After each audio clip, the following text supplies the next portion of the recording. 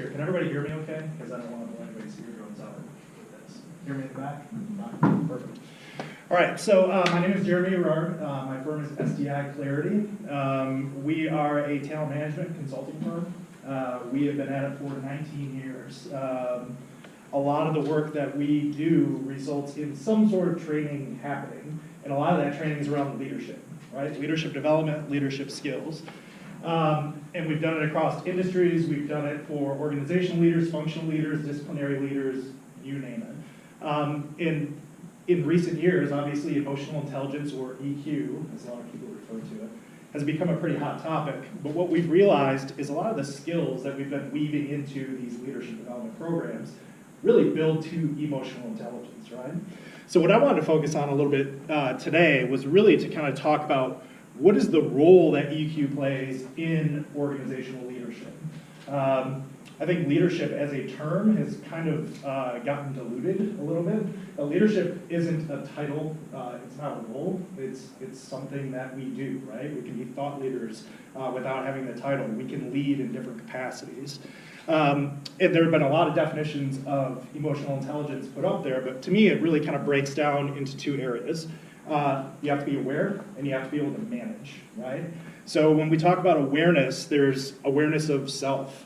How am I responding to this? How am I likely to respond? And being able to take that information and actually make decisions, right? Make decisions about context. And those decisions that we have to make are about ourselves. How am I going to respond? How is this going to impact my relationship? What I think is true is that these are skills, but like most skills, I'm a former washed-up college athlete. I was a baseball player, I could throw the ball pretty hard. I technically knew how to pitch, but I was not a Major League Baseball player. So there is a talent component to emotional intelligence.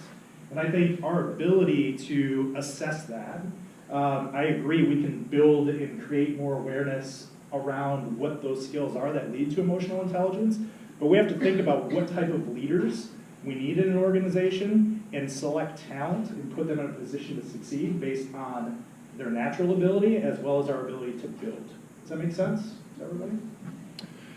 All right, so this is an eternal debate for me that I have with clients quite often.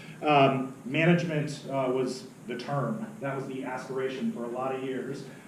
It's basically become the equivalent of a four-letter word, I think, over the course of the last 10 to 15 years. The reality of the situation is there is a need for management. Managing things is more of a quantitative exercise, right? We gather data, we gather information, we measure results, we try to improve process.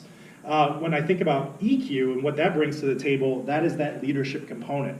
It's gathering a different type of information. It's not numbers and data and facts. It is about how do we gather context? How do we assess emotions? How do we anticipate people's reactions? And then, ultimately, how do we inspire the change, right? That's what leaders do. Leaders inspire change. They make people feel safe in change. So, to me, there is a real interesting paradigm that's going on why EQ is important to organizational leadership if we think about the difference between management and leadership. A couple of interesting things. It's a fact. Things like AI and machine learning and automation are reducing our need as human beings to gather data and gather facts. We have more information than we have ever had in the history of the world, and tomorrow it's going to be even more than that. So that necessity for human beings to be able to perform that exercise is becoming less and less and less over time. What is true is that EQ is a foundation for building effective teams, leading, inspiring change. Now, when you think about the fact that we no longer need to be really good at time studies and things of that nature, the emphasis is really shifting to, as we move forward, what do we need people to be good at that machines aren't doing for us? And more importantly, how do we take one set of information and overlay it with another and make the right decisions? Does that make sense to everybody? So you'll notice I've got a couple of animations. So the people who are naturally gifted with EQ and are those all-star performers who have that ability to also have that other side where they can take the quantitative information and make decisions, they're unicorns, right? They really are unicorns. when we think about the difference between a manager and a leader, I start to think about what is your natural default, right? If you naturally default to one side versus the other, that's probably a big indicator of your likelihood to succeed. If I'm really good at inspiring people, assessing a team, hiring talent, motivating that talent, I am probably going to be pretty apt for a leadership role. If I'm more on that analytical side, I absolutely need to be able to manage a team and assess those things, but is that my default strength? I'm not sure, right? So when you think about talent selection and putting people in a position to succeed, you have to really think about what's the context for that decision. You know, I look at major organizations around the country. I was a history major in college. Some people would say that might have been a waste of money. However, it's helped me. What I've learned is that when you look back and you see great leaders were chosen for the skill set that they predominantly brought to the table in the circumstances in which they led, right?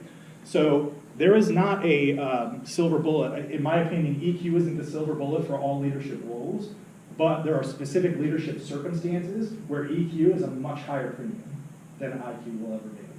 They both have a place. The other thing that I want to kind of point out is that, you know, one of the values of EQ, we want to think about it in a very positive context. We think about high EQ as highly inspirational, highly motivational. You know, they're driving the organizations in a very positive way. I've worked with a lot of very large organizations. I've met people who are incredibly high on the EQ scale, who turn inspiration into manipulation, who turn organizational change driving to dissent.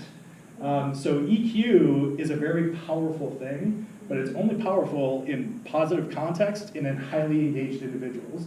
High EQ individuals who aren't engaged can ultimately lead to cultural disaster. And I think if we all thought about it, we would know and recognize some influential people in organizations who might have actually driven things in the opposite direction. So that's probably more of a downer position on IQ.